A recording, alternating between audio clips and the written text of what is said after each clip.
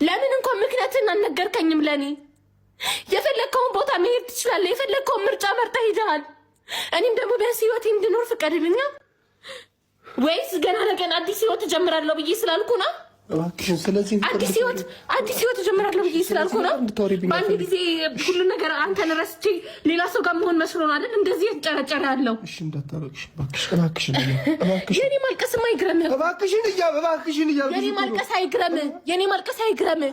2 ዓመቴ ነው ካንተ ጋር 2 ዓመት ሙሉ እንዳንተ ካንተ ጋር ያለቀስኩ ነበር የኖርኩት። አንተ አስመስል እዚህ ጋር መጣህ።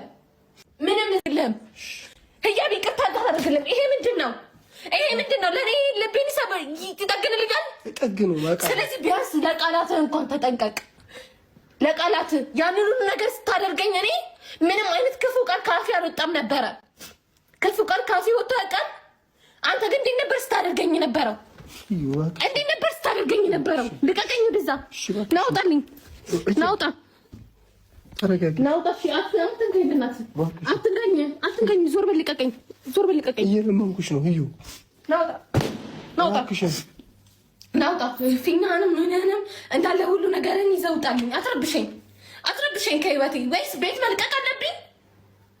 ቤት ሌላ ቦታ መሄድ አለብኝ? እባክሽን እያልክ እዚህ ጋር አታስመስል። ለምንድን ነው እኔን ለማስኮነን እየሞከርክ ያለው? ይቅርታ ከአንተ ጋር እንደሆኑ አይደል? እንደ ድሮ አብሬ እንደሆን እንዳታስበው፣ ጭራሽ እንዳታስበው።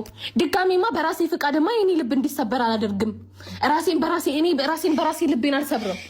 እሺ ልቀቀኝ፣ በእናትህ ናውጣ። እወጣለሁ